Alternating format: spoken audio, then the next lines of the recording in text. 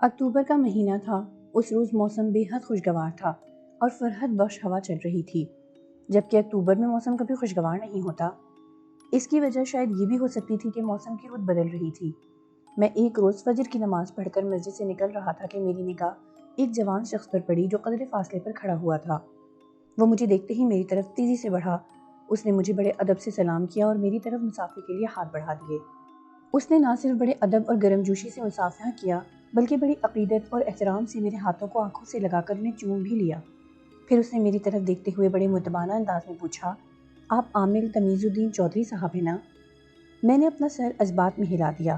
پھر اس جوان شخص کی طرف ناقدانہ نظروں سے دیکھا۔ وہ ایک خوبصورت، صحت مند و توانا، دراز قد اور وجیح شخص تھا۔ اس کی عمر 25-26 برس کی ہوگی۔ وہ جاذب نظر اور پروقار شخصیت کا مالک تھا۔ اس کے علاوہ اس کے چہرے سے سنجیدگی اور بردباری ظاہر ہو رہی تھی۔ وہ اپنی وضاقتہ اور چہرے مہرے سے کسی نیک خاندان کا فرد دکھائی دے رہا تھا۔ اس کے علاوہ بااخلاق اور ملنسار شخص بھی لگ رہا تھا۔ آسودگی بھی ظاہر تھی۔ وہ اپنے لب و لہجے سے 22 سال کا نہیں بلکہ چٹاگانگ کا باشندہ لگ رہا تھا۔ وہ قدرے پریشان اور متفکر بھی دکھائی دے رہا تھا۔ اس کی آنکھیں بہت خوبصورت اور پرکشش تھیں۔ بہت کم مردوں کی آنکھوں میں ایسی دل میں اتر جانے والی خوبصورتی ہوتی ہے۔ اس کی آنکھیں سرخ ہو رہی تھیں جو شب بیداری کا نتیجہ تھیں۔ اس کے چہرے سے تھکن بھی ظاہر تھی۔ عموماً آج کل کے جوانوں میں اخلاق کہاں ہوتا ہے؟ میں نے اس کے اخلاق سے متاثر ہو کر پوچھا، میں آپ کی کیا خدمت کر سکتا ہوں؟ میں خاص طور پر چٹاگانگ سے آپ کی خدمت حاصل کرنے کے لیے آیا ہوں، اس نے جواب دیا۔ آپ اس ناچیز کو اپنا کچھ قیمتی وقت دیں تاکہ میں اپنی پریشانی اور مسئلہ بیان کروں۔ میں بہت ہی پریشان ہوں۔ اس کا اندازہ آپ شاید ہی لگا سکیں۔ میں اسے اپنے گھر لے آیا، نشست گاہ میں بٹھا کر گھر والی سے ناشتہ تیار کرنے کے لیے کہا۔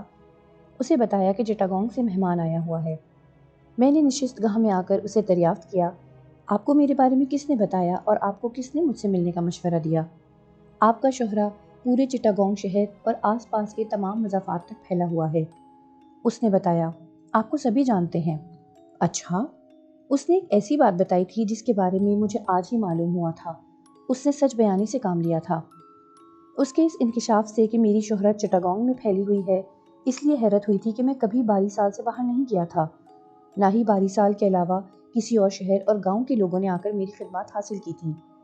اس کا میرے پاس آنا اور میری خدمات حاصل کرنا اس لیے بھی عجیب سی بات تھی اور ناقابل فہم بھی تھی کہ چٹاگانگ میں بڑے بڑے عامل حضرات اور برگزیدہ بزرگ بھی موجود تھے، جن کے علم و فضل کا میں خود بھی معترف تھا اور ان کی دل و جان سے عزت کرتا تھا۔ اس جوان شخص کا ان کے مقابلے میں مجھ ناچیز پر ترجیح دینا انتہائی تعجب خیز امر تھا۔ ایسا ناممکن تھا کہ اس کے علم میں وہ ہستیاں نہ ہوں، وہ انہیں بالکل بھی نہ جانتا ہو۔ میں نے چند ایک ہستیوں کا نام لے کر اس سے کہا، آپ کے شہر میں ان جید عالموں کے ہوتے ہوئے آپ کا میرے پاس آنا سمجھ میں آنے والی بات نہیں ہے۔ میں ان کے بارے میں بہت اچھی طرح جانتا ہوں کہ وہ کس پائے کے بزرگ اور عامل ہیں۔ میں نے ان سب کی خدمات حاصل کی تھی لیکن ان سے میرا مسئلہ حل نہ ہوا، اس لیے میں آخری کوشش کرنے کے لیے آپ کی خدمت میں حاضر ہوا ہوں۔ میرے ایک مولوی دوست نے بتایا کہ آپ انشاءاللہ اس مسئلے کو حل کر دیں گے۔ اس کی بات سن کر میرا تجسس اور اشتیاق بڑھا۔ پھر اس نے ناشتے سے فراغت پانے کے بعد اپنی کہانی کا آغاز اس طرح سے کیا، میرا نام تنزیل الرحمن ہے۔ میں چٹاگانگ کے ضلع 8 ہزاری کا رہنے والا ہوں۔ میں ایک زمیندار ہوں۔ میرے والد فوت ہو چکے ہیں۔ بھائی کوئی نہیں ہے۔ 3 بہنیں تھیں، وہ بیاہی جا چکی ہیں۔ 2 بہنیں گوڈی کا شہر میں رہتی ہیں۔ ایک بہن کا سسرال باگریاٹ میں ہے جہاں وہ اپنے شوہر اور بچوں کے ساتھ زندگی گزار رہی ہے۔ تینوں بہنیں اللہ کے فضل سے بہت خوش و خرم زندگی گزار رہی ہیں۔ 2 برس قبل میری شادی سندیپ جزیرے میں ہوئی تھی۔ میری بیوی کے والد بھی، جن کا نام توحید احمد ہے، ایک چھوٹے سے زمیندار ہیں۔ ان کی بیٹی زینب جو میری بیوی ہے، وہ اس جزیرے کی سب سے خوبصورت لڑکی ہے۔ اس کے حسن و جمال کی تعریف سن کر میں نے اپنا رشتہ بھیجا۔ مجھے اس بات کی امید نہیں تھی کہ میرا رشتہ قبول کر لیا جائے گا، کیونکہ اس کے حسن و جمال کی ایسی شہرت اور اس قدر چرچا تھا کہ اس سے شادی کرنے کے لیے بہت سارے اور مجھ سے بڑے گھرانوں کے لڑکے آرزومند تھے۔ چونکہ ان امیدواروں کے چال چلن سے میرے سسر مطمئن نہیں تھے، اس لیے انہوں نے میرا رشتہ قبول کر لیا۔ پھر میری شادی زینب سے روایتی انداز میں ہو گئی۔ میں بہت خوش تھا کہ ایک حسین و جمیل لڑکی میری بیوی بن گئی۔ میری بیوی زینب حسین ہی نہیں بلکہ حسین سیرت بھی ثابت ہوئی، بلکہ میرے انداز سے کہیں بڑھ کر سگھڑ اور شلیقہ شعار تھی، جس پر میں اپنی قسمت پر نازا تھا۔ ایسا بہت کم ہوتا ہے کہ ایک لڑکی میں دنیا و جہان کی خصوصیات یکجا ہو جائیں اس نے نہ صرف گھر کو جنت کا نمونہ بنا دیا بلکہ اپنے آپ کو ہر ایک کی نظروں کا تارا بنا لیا، جو دیکھو اس کے گن گا رہا ہے اور اس کی سیرت کی تاریخ میں زمین آسمان کے قلابے ملا رہا ہے۔ اس میں کوئی مبالغہ آمیزی نہیں تھی، وہ ایک مثالی بیوی بن گئی تھی، جسے دیکھو وہ زینب کی مثال پیش کر رہا ہے۔ لیکن ان تعریفوں سے اس کا دماغ خراب نہیں ہوا۔ شادی کے بعد میں نے اس بات کو محسوس کیا کہ میری بیوی اپنے میکے جانا پسند نہیں کرتی۔ کبھی اس کے والد اسے لینے آ گئے اور انہوں نے بہت زیادہ اصرار کیا تو وہ صرف ایک دن رہ کر واپس آ جاتی تھی۔ حالانکہ لڑکیاں شادی کے بعد میکے جانے کے لیے بے چین رہتی ہیں، جیسے سسرال انہیں کاٹ کھانے کو دوڑ رہا ہو۔ جب وہ میکے جاتی ہیں تو اس طرح خوش ہو جاتی ہیں جسے زندان سے رہائی پا کر جا رہی ہوں، پھر وہ میکے سے کئی کئی دن واپس آنے کا نام نہیں لیتی ہیں۔ ایسی لڑکیاں بڑے مسائل پیدا کر دیتی ہیں، تلخیاں جنم لینے لگتی ہیں، جس سے ازدواجی زندگی پر اثر پڑتا ہے۔ میں اپنے تئیں یہ سمجھتا رہا کہ اسے مجھ سے بہت زیادہ محبت ہو گئی ہے اور میری جدائی اس کے لیے سہانرو ہوتی ہے، اس لیے وہ میکے جانا نہیں چاہتی ہے۔ حالانکہ اسے کبھی میں نے میکے جانے سے نہ تو منع کیا اور نہ ہی روکا تھا، جبکہ اس کی ایک دن کی جدائی بھی مجھ پر شاق گزرتی تھی۔ میں نے ایک اور بات شدت سے محسوس کی کہ جب بھی اس کے والد اسے اپنے گھر لے جانے کے لیے آتے ہیں تو وہ پوری طرح خوفزدہ سی ہو جاتی ہے، مختلف ہیلے بہانے سے ان کے ساتھ جانے سے انکار کر دیتی ہے۔ جب اس کے والد بہت زیادہ اصرار کرتے تو وہ رونے لگتی تھی یا پھر کسی بیماری کا بہانہ کر کے بستر سے لگ جاتی تھی۔ یہ دیکھ کر اس کے والد نے اسے لے جانا چھوڑ دیا۔ جب کبھی اس کے والدین، بھائی بہنوں کا دل کرتا وہ اس سے ملنے چلے آتے۔ وہ ان سے مل کر بہت خوش ہو جاتی، حالانکہ اس کی ماں سوتیلی نہیں سگی تھی۔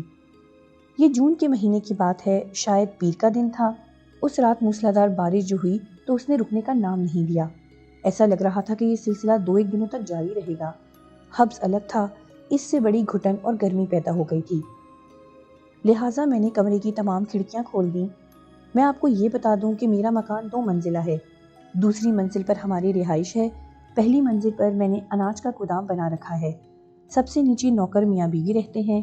میرا مکان صرف 2 منزلہ ہی نہیں بلکہ بہت بڑے رقبے پر پھیلا ہوا ہے۔ میں گہری نیند میں غرق تھا کہ ایک دل خراش چیخ کی آواز سے آنکھ کھل گئی۔ میں ہڑبڑا کر اٹھ بیٹھا، پھر مجھے ایک چیخ سنائی دی۔ یہ چیخ میری بیوی کی تھی۔ میں نے گھبرا کر اپنی بیوی کی طرف دیکھا جو میرے برابر سو رہی تھی۔ اس کا چہرہ یکدم سفید پڑتا چلا گیا تھا، اس کے چہرے پر لہو کی ایک بوند بھی نہیں تھی۔ اس کی بڑی بڑی آنکھیں خوف و دہشت سے پھٹی ہوئی تھیں۔ اس کا چہرہ دھلی ہوئی سفید چادر کی طرح ہو رہا تھا۔ اس کا چہرہ پسینے میں تر تھا، حالانکہ گرمی بھی نہیں تھی کہ اس قدر پسینہ اس کے چہرے پر پھوٹ پڑے۔ کیا ہوا زینب؟ میں نے گھبرا کر اس سے پوچھا۔ کیا تم نے بہت ہی ڈراؤنا خواب دیکھا ہے؟ خواب ہی ہوتے ہیں۔ ہاتھ وہ مجھ سے لپٹ گئی اور کانپتے ہوئے بولی، وہ ہاتھ پھر آ گیا ہے۔ اس کی آواز گلے میں اٹک سی گئی۔ کون سا ہاتھ؟ میں نے اس کا شانہ تھپ تھپاتے ہوئے پوچھا، کیا خواب میں کوئی نظر آ گیا ہے؟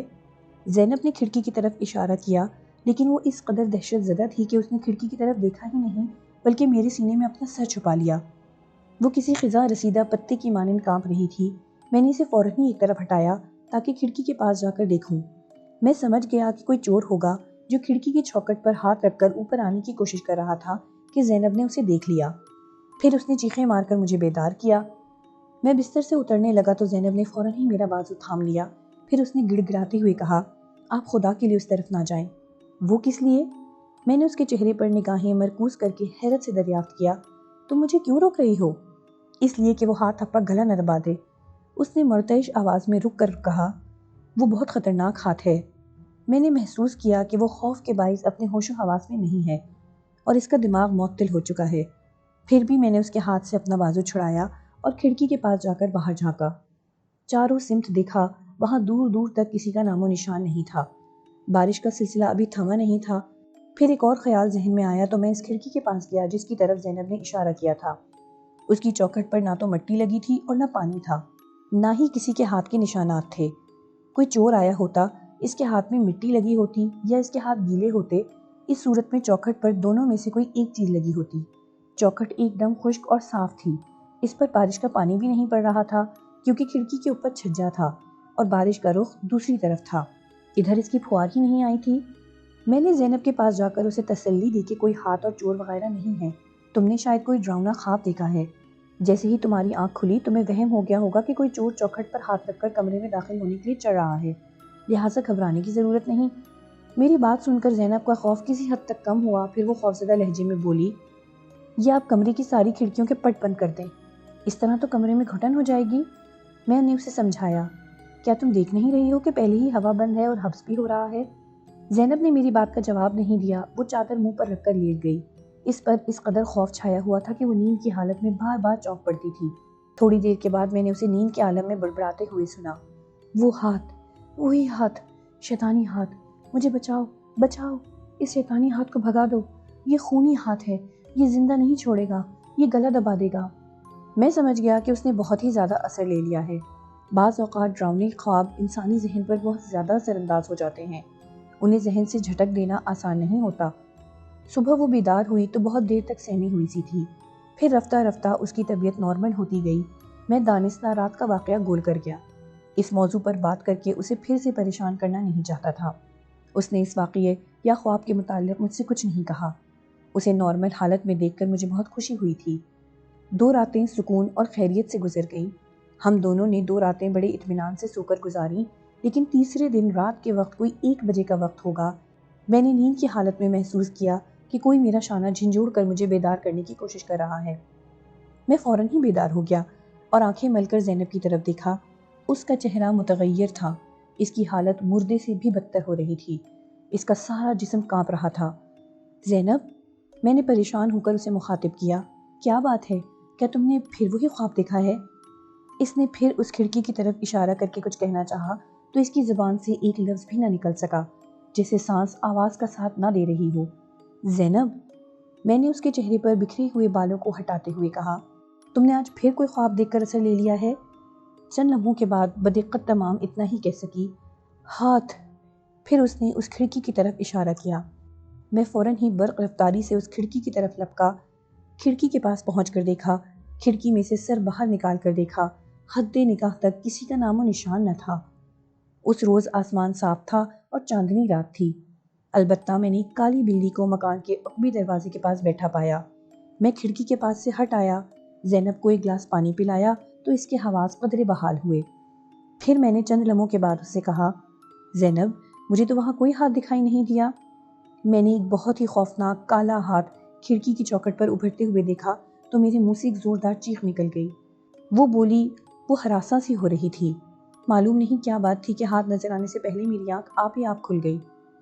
میرے دل کے کسی کونے میں شک کی ایک لہر اٹھی کہ کہیں ایسا تو نہیں ہے کہ کوئی بدماش زینب کے لیے چوری چھپے یا کسی برے ارادے سے آ رہا ہو، اس بات کو جانتے ہوئے بھی کہ وہ اس کمرے میں اکیلی نہیں سوتی ہے، اس کا شوہر بھی ہوتا ہے۔ ایسے برے ارادے کی ہمت اور جرأت ایک خطرناک اور جرائم پیشہ بدماش ہی کر سکتا تھا۔ وہ زینب کی چیخ سن کر فوراً ہی فرار ہو جاتا ہے۔ زینب بیدار نہ ہو تو شاید اس کا منصوبہ یہ ہو کہ کمرے میں داخل ہو کر مجھے کلوروفارم سنگھا کر اور اسلحے کے زور پر زینب کو درندگی کا نشانہ بنائے۔ میرے بیدار ہونے میں کوئی 4-5 منٹ لگ جاتے ہیں، اس کے لیے یہ لمحات بہت ہوتے ہیں۔ وہ اس سے فائدہ اٹھا کر بھاگ جاتا ہے۔ میں اس امکان کو اس لیے بھی نظر انداز نہیں کر سکتا تھا کہ زینب کے حسن و جمال کا چرچا سارے علاقے میں تھا۔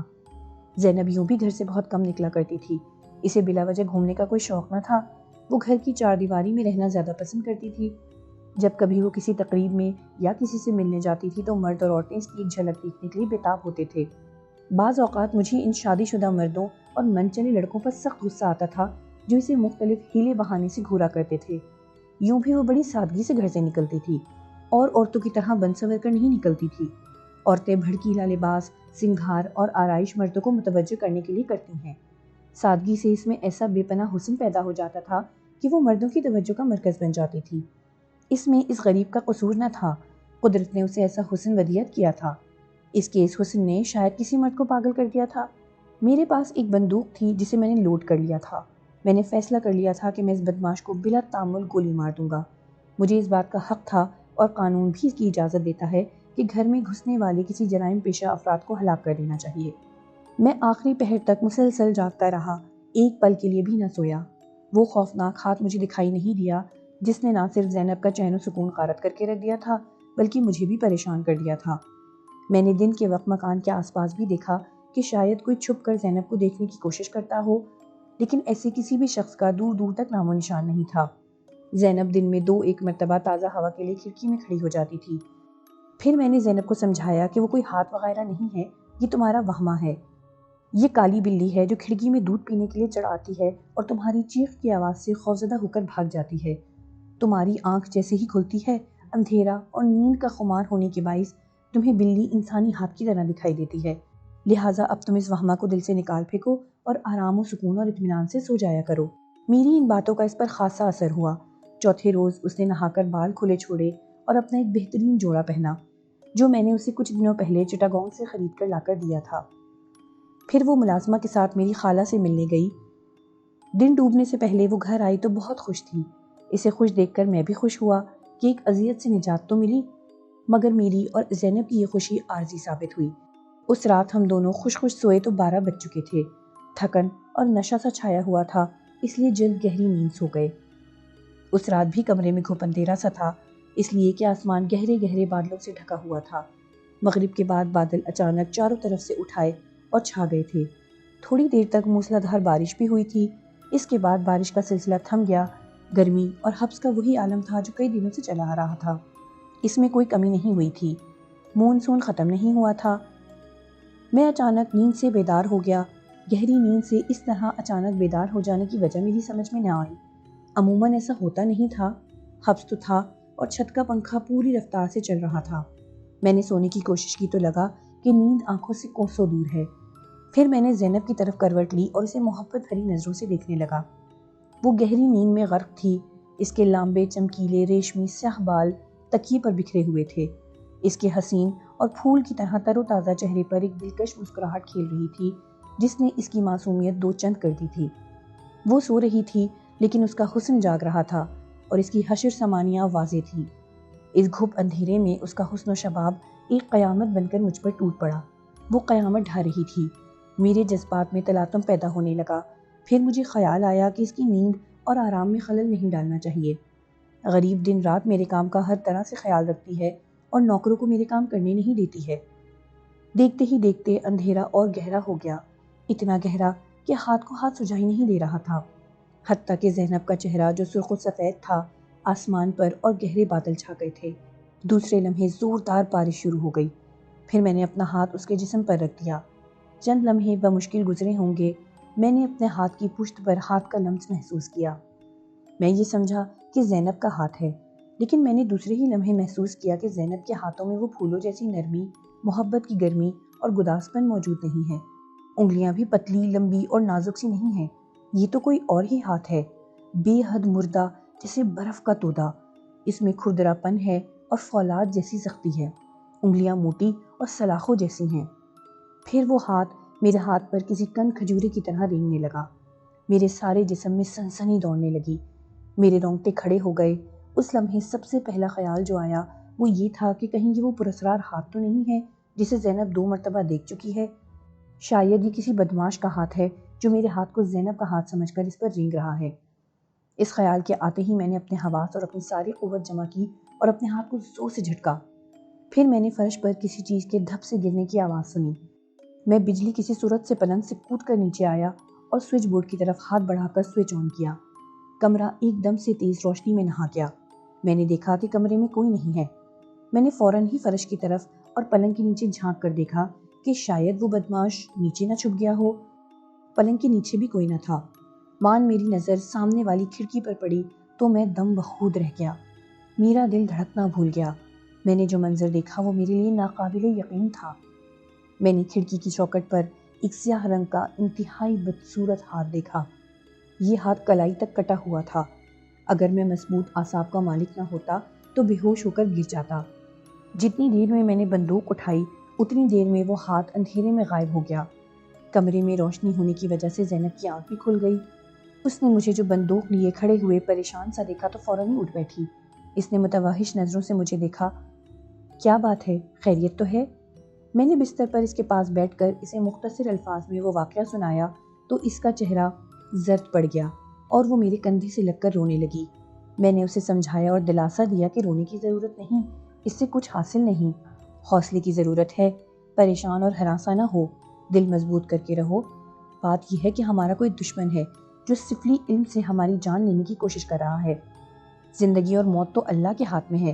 میں کل ہی کسی عامل سے مل کر اس جادو کا توڑ کرتا ہوں۔ اچھا ہوا کہ میں نے بھی اس ہاتھ کو دیکھ لیا۔ میں فجر کی نماز پڑھتے ہی چٹاگانگ شہر چلا گیا۔ پھر میں ایک عامل صاحب کو لے کر مغرب سے پہلے گھر پہنچا تو دیکھا کہ زینب بے ہوشی کی حالت میں بستر پر پڑی ہے۔ اس کے پاس میری خالہ بیٹھی ہوئی تھیں۔ ان میں سے کسی کو کچھ معلوم نہ تھا کہ زینب کے ساتھ کیا واقعہ پیش آیا ہے۔ تھوڑی دیر پہلے ہی زینب بے ہوش ہوئی تھی اور ایک نوکر ڈاکٹر کو بلانے گیا ہوا تھا۔ میں عامل صاحب کو کمرے میں لے آیا۔ عامل صاحب نے ایک گلاس پانی منگوایا اور اس پر کچھ پڑھ کر دم کیا اور اس گلاس کے پانی میں سے چند چھینٹے زینب کے منہ پر مارے۔ چند لمحوں کے بعد اس کے سارے جسم میں حرکت ہوئی، پھر اسے رفتہ رفتہ ہوش آنے لگا۔ جب زینب پوری طرح ہوش میں آ گئی تو اس نے خوفزدہ نظروں سے چاروں طرف دیکھا۔ مجھے اور گھر والوں کو دیکھ کر اس کا خوف قدرے کم ہوا اور اس نے جیسے اطمینان کا سانس لیا۔ پھر میں نے عامل صاحب کو نشست گاہ میں لے جا کر بٹھایا، نوکروں سے کہا کہ رات کا کھانا تیار کریں۔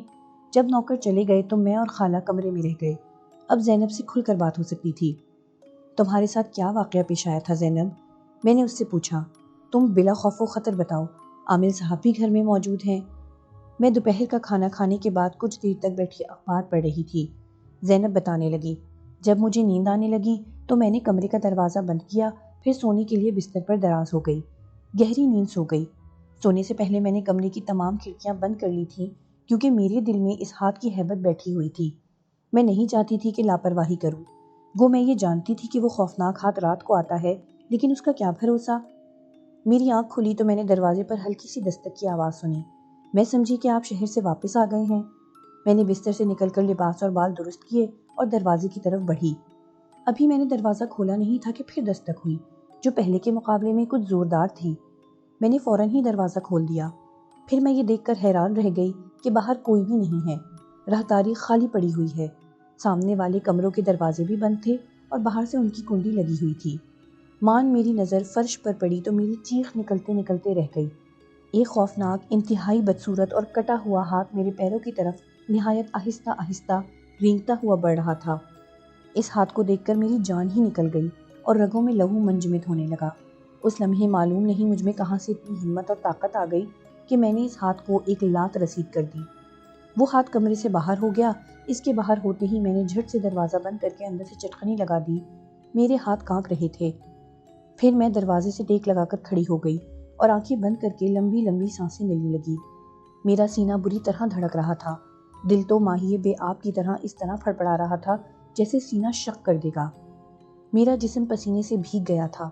تھوڑی دیر بعد میری سانسیں اور دل قابو میں آیا تو میں نے آنکھیں کھول دیں۔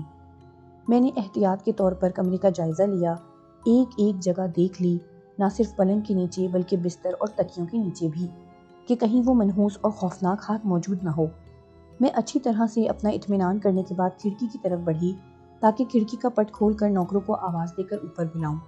اب مجھ میں اتنی ہمت نہیں تھی کہ کمرے کا دروازہ کھول کر اکیلی باہر نکلوں۔ کھڑکی کی طرف بڑھتے ہوئے میرے قدم اس طرح سے رک گئے جیسے کسی نادیدہ پراسرار ہستی نے پکڑ لیے ہوں۔ پھر میرے جسم کا سارا خون خشک ہو کر رہ گیا۔ وہ کٹا ہوا، خوفناک اور بدصورت ہاتھ قالین پر کھڑا ہوا تھا اور میری طرف ایک انسان کی طرح مسکراتا ہوا بڑھ رہا تھا۔